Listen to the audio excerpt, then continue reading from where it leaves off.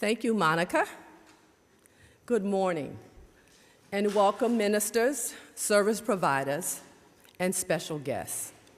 I am delighted to have the opportunity to speak with you about how to achieve greater connectivity and seamless transport. Transport is connectivity.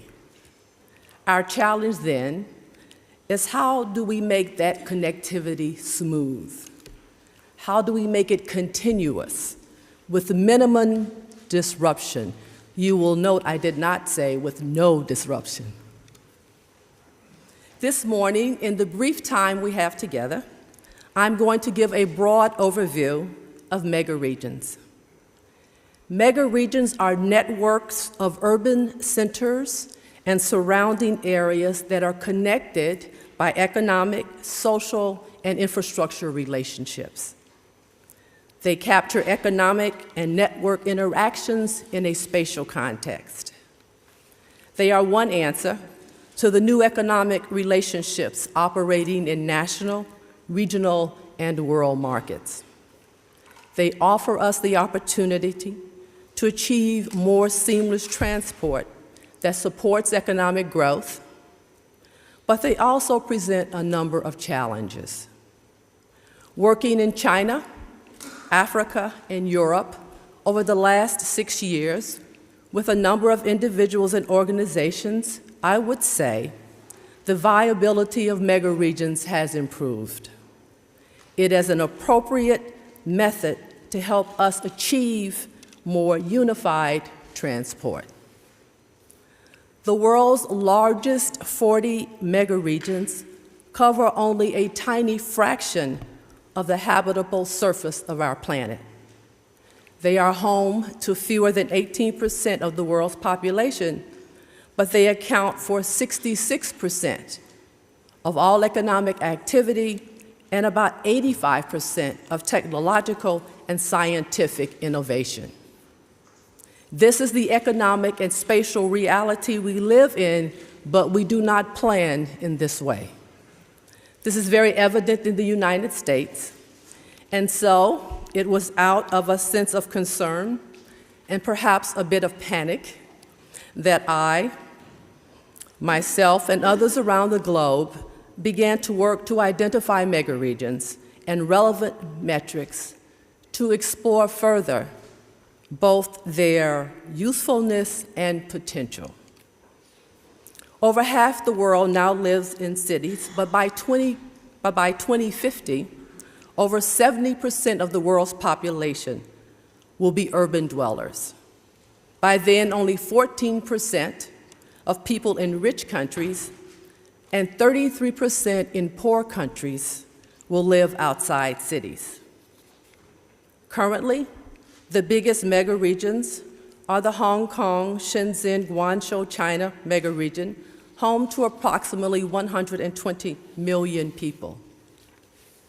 The Nagoya, Osaka, Kyoto, Kobe, Japan megaregion, expected to exceed 60 million people by 2015, very close. The Rio de Janeiro, Sao Paulo region with 43 million people in Brazil. We can see evidence of this same trend in the fast-growing urban corridors. For example, the 600 kilometers linking Nigeria, Benin, Togo, and Ghana, and in India, the fast-growing corridor linking Mumbai to Delhi. Over the next 30 years, approximately 70% of the US population will live in close to the country's 10 megaregions, shown here. What is not shown here is the fact that 80% of our gross domestic produce, 95% of all of patents, and these 10 megaregions are home to 90% of our multinational corporations.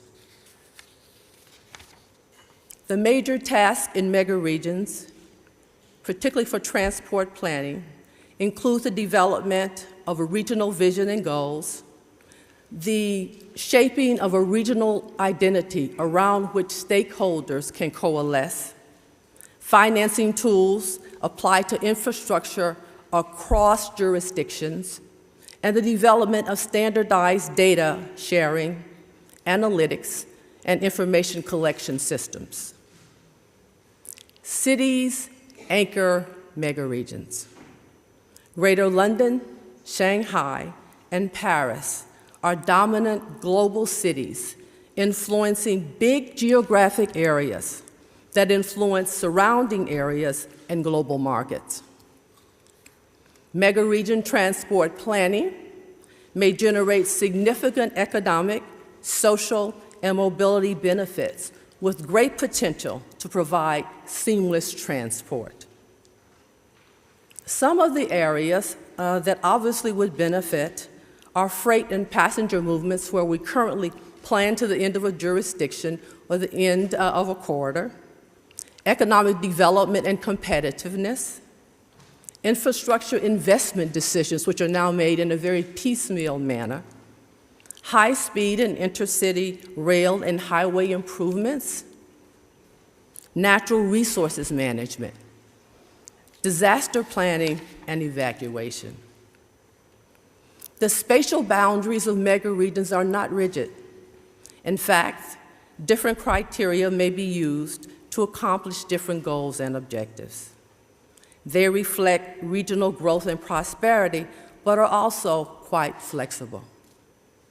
A primary challenge, now and in the future, is how to combine the effectiveness of federally or regionally proposed projects with those developments locally that may serve different and sometimes competing mobility needs.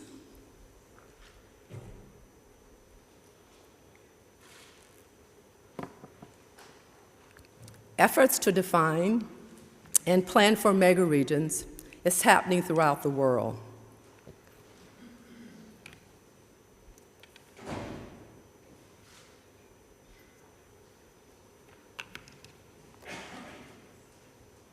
In the United States, new organizations, like the Piedmont Alliance for Quality Growth, composed of 6 states in the Southeast, have been created through public-private partnerships to work across jurisdictions to implement water, energy, and transportation projects in the Piedmont Atlantic megaregion.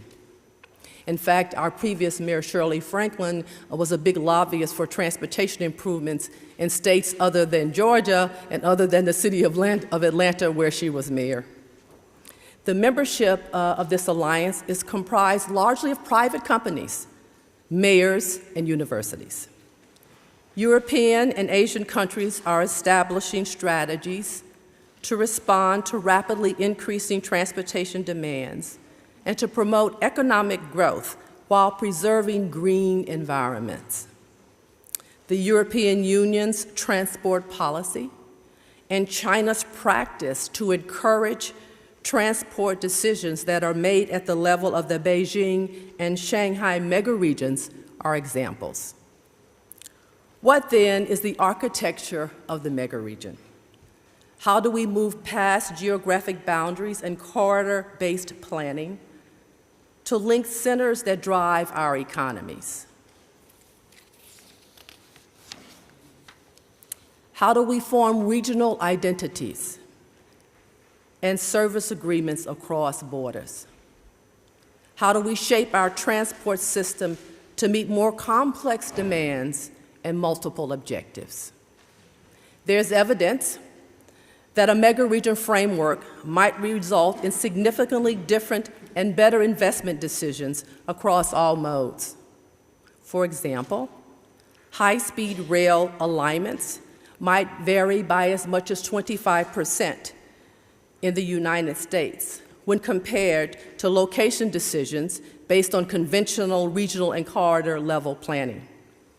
This culture of collaboration demands an incentive-based financing system provided at all levels that supports projects which cross jurisdictions and address regional needs. One idea, the new regionalism is how I would refer to it, shifts the institutional structure from government to governance.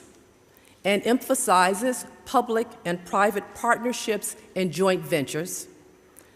This includes a shift away from traditional hierarchical planning towards a horizontal and network-based planning that ignores constraints posed by existing political boundaries.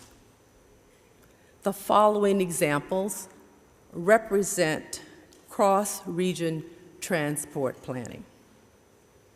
The Seoul megaregion, with more than 20 million people in South Korea, has increased its interactions with the Busan metropolitan area and opened a high-speed rail network, forming the Seoul-Busan corridor. The EU level of infrastructure planning is transnational planning at the scale of the megaregion.